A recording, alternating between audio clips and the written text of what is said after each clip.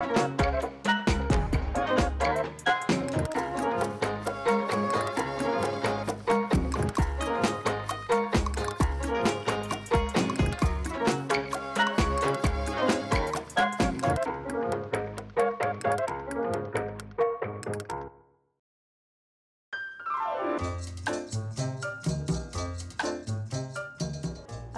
nostra gioventù era una bella gioventù, più bella che quella oggi.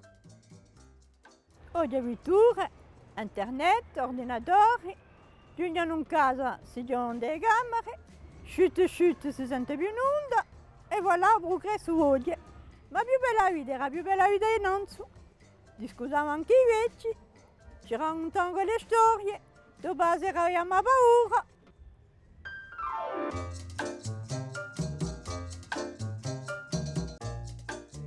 Le più belle annate sono le più belle annate del 60. Questa è una bella annata e per come la nostra fiera ha cambiato, non è più la stessa fiera. Ora è tutta fiera per i sorli. Che non c'era la fiera, c'erano i pastori che vendevano i prodotti, c'erano i someri in campi di fiera che oggi non ce n'è più. E c'erano i yogi, o a Carà, si giocava a carte che oggi non ce n'è più, che è diversa. Ah, ci sono i vitelli in campo, torno broscia.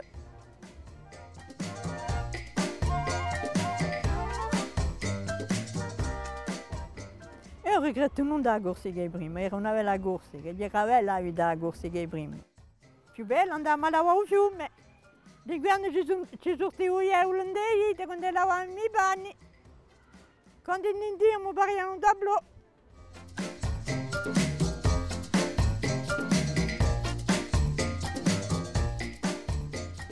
E avevo male, anche molti, non sono mica si lasciavano come me. È difficile. E so quelli che bannano, sono più da bene che da via.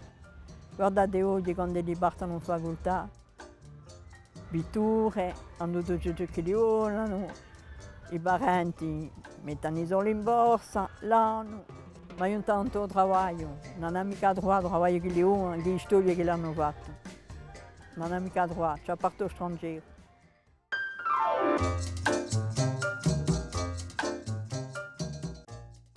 Un consiglio, sapete che io ho un consiglio oggi, di avere un bello mestiere nelle mani, mica tante storie.